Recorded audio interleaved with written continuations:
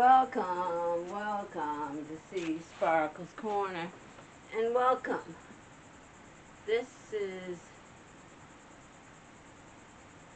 August the 15th, 2025, and I want to, let me see how this looks.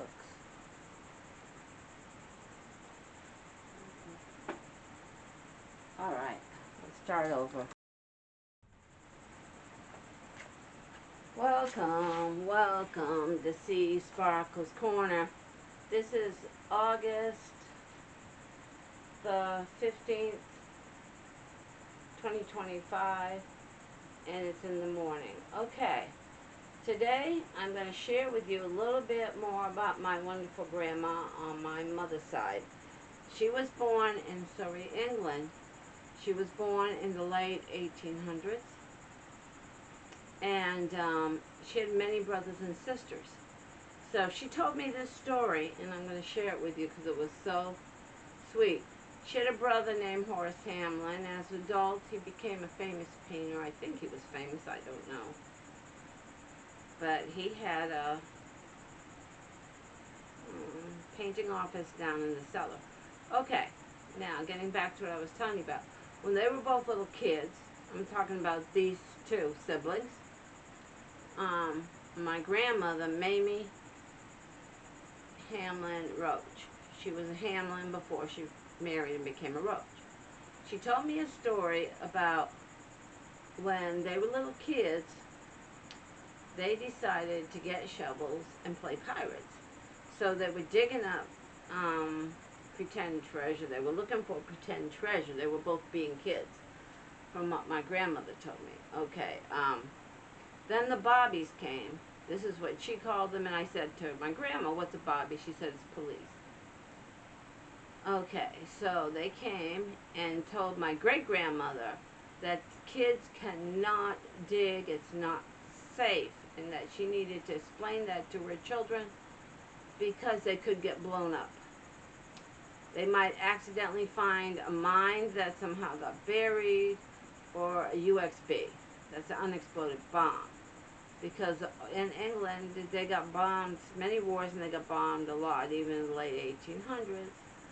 So, my grandma told me, she said, Mom, we want to play, and nobody had cars back then, everybody had horses. And so she said, go play somewhere else. So they, from what she told me, she said they were having fun playing pretend pirates. So then they said, well, we'll go play in the woods. They said, you can't do that. And so, because of UXBs and mines, or, you know, they might run into it, you know, where they could get hurt. And I thought to myself, here in America, we are so blessed, so lucky. We don't really have to worry. We can, as kids, you can generally play where you want to, and you can dig a hole in your own yard if you want to and pretend you're burying or trying to dig up treasure that don't exist. And you can play pirates. You can do, you know, be kids.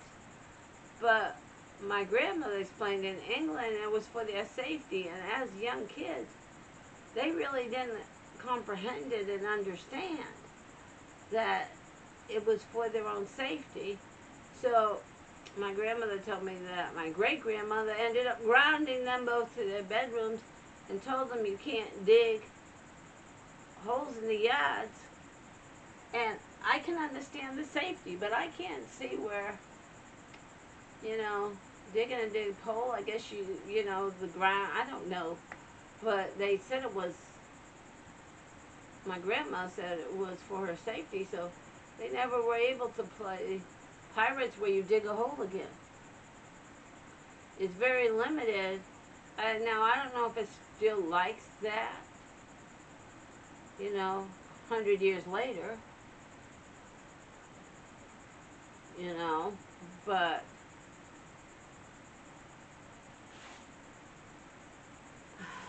it's just, you know, how it was.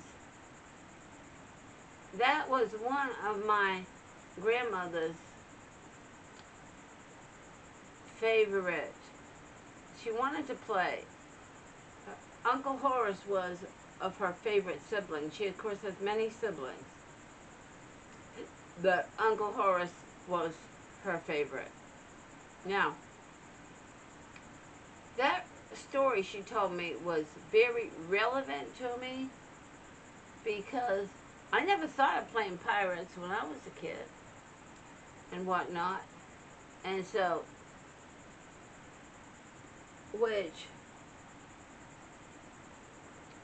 was something that my grandmother liked to play pirates. Grandmother Roche, but I called her Nana. I called Nana on my mother's side Nana and my grandmother on my father's side Grandma. Just kind of separate them. Okay, and my grandmother was president of the Grange when I knew her. She was also a librarian in a library. She was an amazing person and a real good cook too. Now, more about her childhood. So, my grandma told me after the pirate episode, after she said she pouted in her room for a while because she got grounded. And it wasn't until she was older that she understood it was for her safety, because she didn't understand about UXBs and mines and things like that, the way she could get blowed up from previous wars. So, my grandma told me so that after that, her and her brothers and sisters decided to play what they called football, but over here it's called soccer. So my great-grandmother encouraged them to play tennis, badminton, football, and caroms and cribbage, other things that to try. My grandmother realized that where she had so many kids to feed, so much cooking and cleaning to do, that she had to, this is what my grandma said, that she had to kind of get the kids to focus on play, that they wouldn't end up getting blowed up, because she didn't want any of her kids to get hurt. She told the Bobbies that she didn't realize they were doing it, and so she sat down all the kids and had my great-grandpa explain to all the kids about UXBs and mines, and they didn't tell them about it because they didn't want to scare the kids, but they said they understood that they were mistaken. So, and bowling and stuff like that, and so great-grandpa decided to teach the kids to whittle. And so he got them all little sticks and gave them all little knives. The ones that were old enough can do it safely. He started to teach the kids to whittle and show them how they could make stuff and little Christmas and birthday gifts for each other.